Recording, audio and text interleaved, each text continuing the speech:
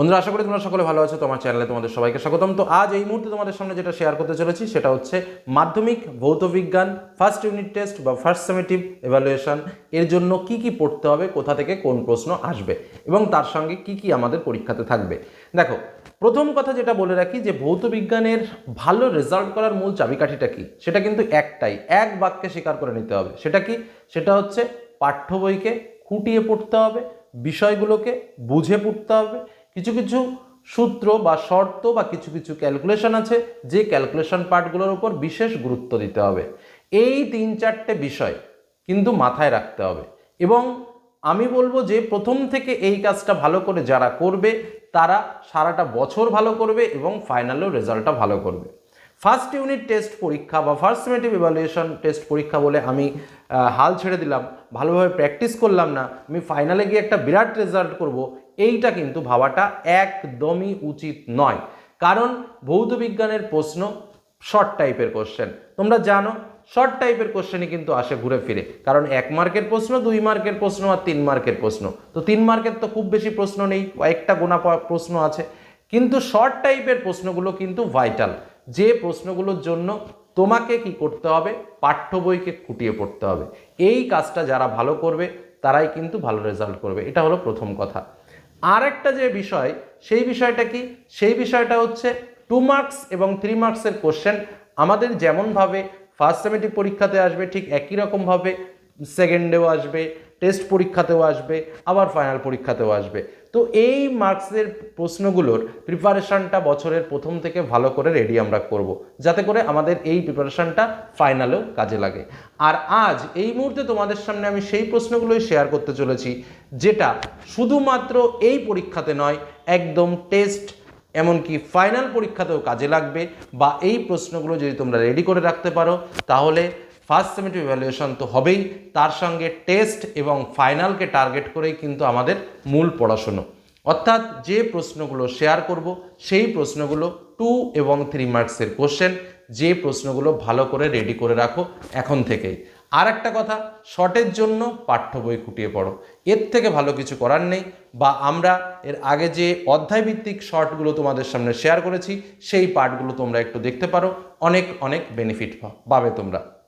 এবার আসা যাক আমাদের ফার্স্ট সামেটিভ যে পরীক্ষাটা রয়েছে, এই পরীক্ষাতে আমাদের কি কি রয়েছে। দেখো, তোমাদের পরিষ্কার বলে রাখি, আমাদের 40 মার্কের পরীক্ষা, 1 ঘন্টা 30 মিনিট সময়। আমাদের যে চ্যাপ্টারগুলো রয়েছে বেশিরভাগ স্কুলে কিন্তু এই সিলেবাস অনুসারেই পরীক্ষা হবে। সেটা হচ্ছে পরিবেশের জন্য ভাবনা, গ্যাসের আচরণ, আলো, পর্যায় সারণী এবং মৌলদের ধর্মের পর্যাবৃত্ততা, আয়নীয় এবং সমযোজী বন্ধন। এই যে চ্যাপ্টারগুলোর কথা বললাম, মূলত এই চ্যাপ্টারগুলো থেকেই কিন্তু আমাদের ফার্স্ট সামেটিভ পরীক্ষাটা হবে এবং বিভিন্ন স্কুল কিন্তু এই সিলেবাসেই চলবে, কারণটা গভর্নমেন্ট প্রদত্ত সিলেবাস। এবার বিভিন্ন স্কুল কোনো কারণবশত কোনো চ্যাপ্টার পরিবর্তন করতে পারে, সেটা নিজের দায়িত্বে বা নিজেকে বুঝে নিয়ে পড়তে হবে। আমি মূলত যেটা মেইন গভর্নমেন্ট যে সিলেবাসটা দিয়েছে সেই সিলেবাসের ওপর দাঁড় করিয়ে ফার্স্ট ইউনিট টেস্ট বা ফার্স্ট সামেটিভ ইভ্যালুয়েশনের যে মূল সাজেশন সেটা তোমাদের সামনে শেয়ার করছি। সাজেশনে আবারও বলছি, শুধুমাত্র 2 মার্কস এবং 3 মার্কসের কোশ্চেনগুলো পাবে তোমরা। আর শর্টের জন্য অবশ্যই পাঠ্য বইকে খুঁটিয়ে পড়তে হবে, বা আমাদের যে শর্ট টাইপের বান্সগুলো আমরা শেয়ার করেছি প্রত্যেক অধ্যায় ভিত্তিক, সেই শর্টগুলো তোমাকে রেডি রাখতে হবে। চলো তাহলে দেখে নেওয়া যাক ইম্পর্টেন্ট প্রশ্নগুলো, যেগুলো ফার্স্ট ইউনিট টেস্ট এবং ফাইনাল পরীক্ষায় আসতে চলেছে ফার্স্ট ইউনিটের সিলেবাস থেকে, ফার্স্ট ইউনিট টেস্টের যে সিলেবাস রয়েছে সেখান থেকেই। আর এই কটা প্রশ্ন পড়লে আশা রাখছি তোমরা যে ফার্স্ট ইউনিট টেস্ট পরীক্ষা দেবে সেখানে এখান থেকেই কমন পাবে। তবে হ্যাঁ, শর্ত একটাই, শর্টের জন্য কিন্তু যার যে পাঠ্য বই আছে সে সেই পাঠ্য বইকে খুঁটিয়ে পড়ো। বোঝা গেল কি বললাম? আর ক্যালকুলেশন পার্টটা কিন্তু তোমাকে শিখতে হবে, কারণ ক্যালকুলেশন পার্টের সাজেশন দেওয়া সম্ভব নয়। ওকে, চলো তাহলে দেখে নেওয়া যাক ইম্পর্টেন্ট কোশ্চেনগুলো কী কী পরীক্ষায় আসতে চলেছে। বন্ধুরা, তাহলে দেখে নেওয়া যাক ইম্পর্টেন্ট প্রশ্ন, সিলেবাস এবং আমাদের কেমন প্রশ্ন আসবে, সমস্ত কিছু আলোচনা তোমাদের সামনে তুলে ধরি। তো প্রথমেই স্বাভাবিকভাবে যে বিষয়টা আমাদের মাথায় রাখতে হবে যে আমাদের ফার্স্ট ইউনিট টেস্ট বা ফার্স্ট সামেটিভ ইভ্যালুয়েশনের যে পরীক্ষাগুলো রয়েছে তাতে কিন্তু এই চ্যাপ্টারগুলো আছে, অর্থাৎ পরিবেশের জন্য ভাবনা, গ্যাসের আচরণ, আলো, পর্যায় সারণী এবং মৌলদের ধর্মের পর্যাবৃত্ততা, এবং আরেকটা হচ্ছে আয়নীয় ও সমযোজী বন্ধন। এবার দেখো, কিছু কিছু চ্যাপ্টার রয়েছে যেখান থেকে কিন্তু শুধুমাত্র 2 মার্কের প্রশ্ন আসবে, আবার কিছু চ্যাপ্টার রয়েছে যেখান থেকে শুধু 3 মার্কের প্রশ্ন আসবে, আবার কিছু চ্যাপ্টার রয়েছে যেখান থেকে 2 এবং 3 উভয় মার্কের প্রশ্ন আসবে। তো আমরা কিন্তু সেইভাবেই তোমাদের সামনে প্রশ্নগুলো তুলে ধরবো, যাতে করে এই প্রশ্ন শুধুমাত্র এই ইউনিট টেস্টের জন্য না হয়ে একদম পুরো ফাইনাল পরীক্ষার জন্য তোমরা প্রিপারেশন নিতে পারো। তো সেইভাবেই কিন্তু তোমাদের জন্য প্রশ্নগুলো শেয়ার করা। এবার আমাদের ফার্স্ট সামেটিভ যে পরীক্ষা রয়েছে তাতে আমাদের কীভাবে প্রশ্ন আসে। তো স্বাভাবিকভাবে তোমাদের যেটা বলার কথা যে এমসিকিউ এবং এসএকিউ এর প্রশ্নে কিন্তু কোনো অথবা দেওয়া থাকে না। শুধু এই এমসিকিউ প্রশ্নে কোনো অথবা দেওয়া থাকে না, এসএকিউ প্রশ্নে কিছু কিছু ক্ষেত্রে অথবা দেওয়া থাকে, আবার কিছু কিছু ক্ষেত্রে অথবা দেওয়া থাকে না। তবে এটা সম্পূর্ণ নির্ভর করবে হচ্ছে স্কুলের শিক্ষকের ওপর, কারণ তিনিই কিন্তু প্রশ্নটা করবেন। স্বাভাবিকভাবে বেশিরভাগ স্কুলগুলো কি করে, এমসিকিউ কোশ্চেন 7টা দেয়, এসএকিউ কোশ্চেন 9টা দেয়, 2 মার্কের কোশ্চেন 6টা দেয় এবং 3 মার্কের কোশ্চেন 4টে দেয়। এইভাবে এমসিকিউ 7টা, এসএকিউ 9টা, 2 মার্কের কোশ্চেন 6টা দিয়ে 12টা এবং 3 মার্কের কোশ্চেন 12 মার্ক এবং 3 মার্কের কোশ্চেন 4টে হয়ে মোট 12 মার্ক। এমসিকিউ প্রশ্নে যেটা বললাম কোনো অথবা দেবে না। এসএকিউ কোশ্চেনে কিছু কিছু প্রশ্নে অথবা দেওয়া থাকবে, ধরো 9টা প্রশ্ন লিখতে হবে, 12টা প্রশ্ন দিয়ে বললো 9টি লেখো, অথবা 9টিই প্রশ্ন দিল, কোনো কোনো প্রশ্নে অথবা দিল, কোনো কোনো প্রশ্নে অথবা দিল না। এইভাবেই কিন্তু পরীক্ষাতে প্রশ্ন আসবে, ঠিক আছে। আর 2 মার্কসের কোশ্চেনের ক্ষেত্রেও ঠিক তাই, ধরো 6টা প্রশ্ন লিখতে হবে, সেখানে 8টা প্রশ্ন দেওয়া হলো বা ডাইরেক্ট 6টা প্রশ্নই দেওয়া হলো, কোনো কোনো প্রশ্নে এক্সট্রা ধরো 1, 2, 3 এরকম করে প্রশ্ন দেওয়া হলো, 1 দাগে অথবা দিল, 2 দাগে অথবা দিল, 3 দাগে অথবা দিল না, আবার 4 দাগের একটা অথবা দিল, এরকমভাবে প্রশ্নটা আসে। এবার যেহেতু আমি প্রথমেই বলেছি যে স্কুলের শিক্ষক প্রশ্ন করবেন, সেহেতু প্রশ্ন মডেলের কিন্তু পরিবর্তন হতে পারে। যাই হোক, সব মিলে তোমাদের 40 মার্কের পরীক্ষা। এবার আমরা চলে আসবো আমাদের মূল সাজেশন পর্বে, যে প্রশ্নগুলো অবশ্যই রেডি করতে হবে। তো প্রথম, পরিবেশের জন্য ভাবনা। এখান থেকে কিন্তু আমাদের 2 মার্কের প্রশ্নগুলো খুব ভাইটাল এবং 2 মার্কের প্রশ্নগুলো খুব রেডি করবে। তার মধ্যে যে প্রশ্নগুলো মোস্ট ইম্পর্টেন্ট সেগুলো শেয়ার করি। প্রথম প্রশ্ন, বায়োফুয়েল কি, এর ব্যবহার কি? ওজোন স্তর ধ্বংসে সিএফসির ভূমিকা আলোচনা করো। ওজোন স্তরে কীভাবে ওজোন অণু উৎপন্ন হয়? জীবাশ্ম জ্বালানি কাকে বলে, একটি উদাহরণ দাও। ওজোন স্তর ধ্বংসে NO এবং NO2 এর ভূমিকা উল্লেখ করো। জীবাশ্ম জ্বালানির সংরক্ষণের 2টি প্রয়োজনীয়তা উল্লেখ করো। তাপন মূল্য কাকে বলে, এর ব্যবহারিক একক কী? মেথানোজেনেসিস কী? ফায়ার আইস কাকে বলে ও কেন? সৌরজগতের 2টি ব্যবহার উল্লেখ করো। নেক্সট আমরা আসবো গ্যাসের আচরণ। তো গ্যাসের আচরণ থেকে 2 মার্কের প্রশ্ন আসবে এবং 3 মার্কের প্রশ্নও কিন্তু গ্যাসের আচরণ থেকে আসবে, যে কারণে গ্যাসের আচরণ থেকে আমাদের 2 মার্কের প্রশ্নগুলো রেডি করতে হবে এবং 3 মার্কের প্রশ্নও কিন্তু রেডি করতে হবে। একটা কথা বলে রাখি, কিছু কিছু প্রশ্ন রয়েছে যে প্রশ্নগুলো কিন্তু 2 মার্কেও আসতে পারে, আবার 3 মার্কেও আসতে পারে।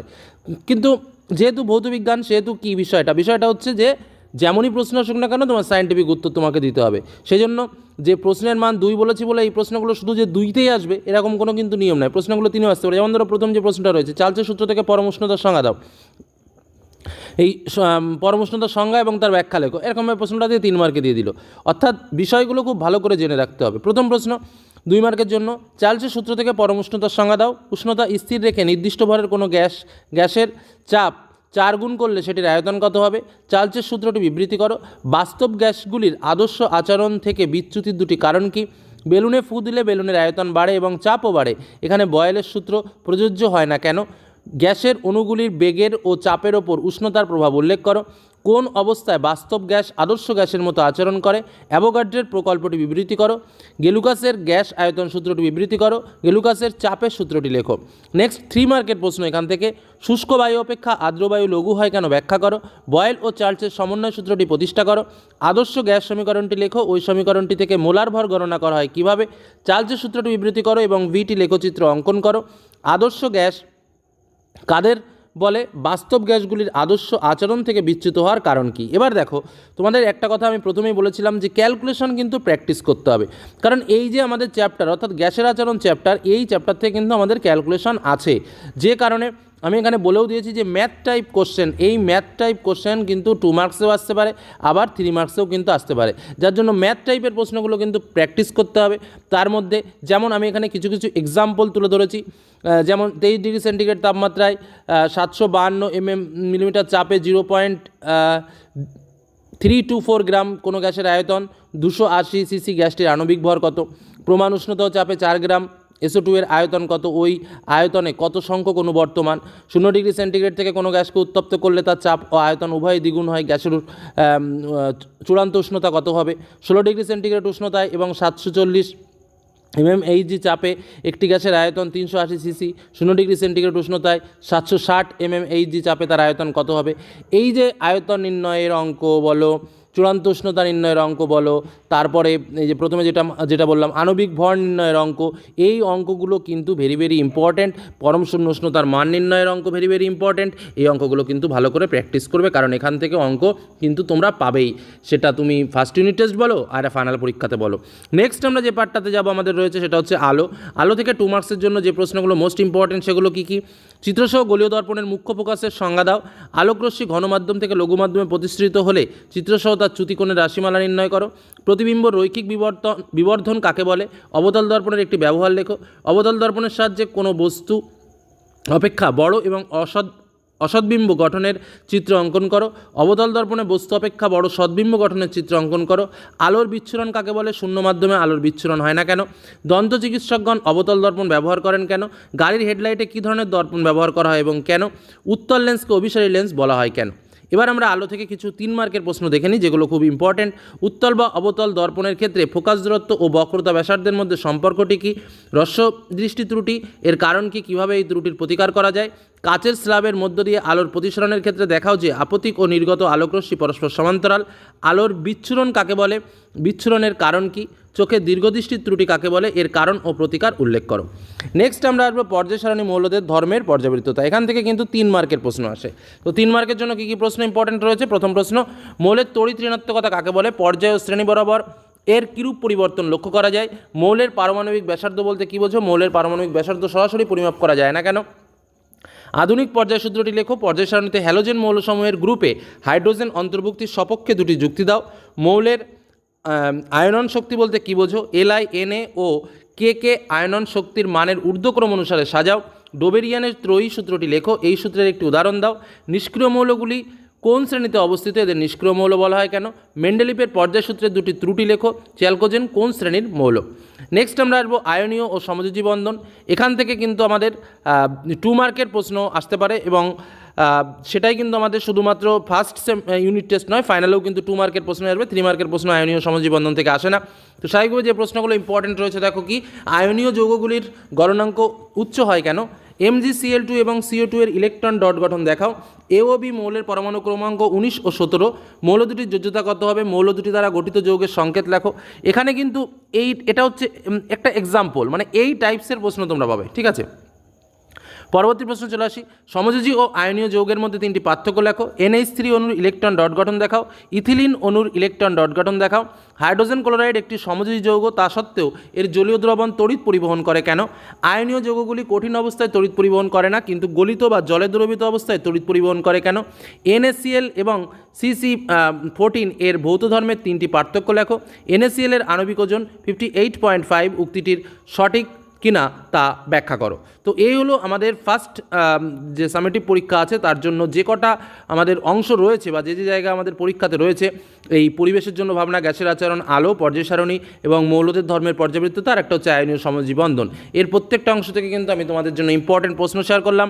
2 মার্কের প্রশ্ন এবং 3 মার্কের প্রশ্ন শর্টের জন্য তো বলেইছি যে পাঠ্য বইকে খুঁটিয়ে পড়ো, আর আমরা যে ইম্পর্টেন্ট কোশ্চেনগুলো সেট ওয়াইজ বের করবো, অধ্যায়ভিত্তিক তুলে ধরবো, সেইগুলো একটু দেখতে হবে, তাহলেই দেখবে একদম কমন। আর চ্যানেলের সঙ্গে থাকো, সারা বছর তোমাদের সঙ্গে আছি, চেষ্টা করবো যাতে তোমরা একটা গুড রেজাল্ট নিজেকে এবং তোমার পরিবারকে উপহার দিতে পারো।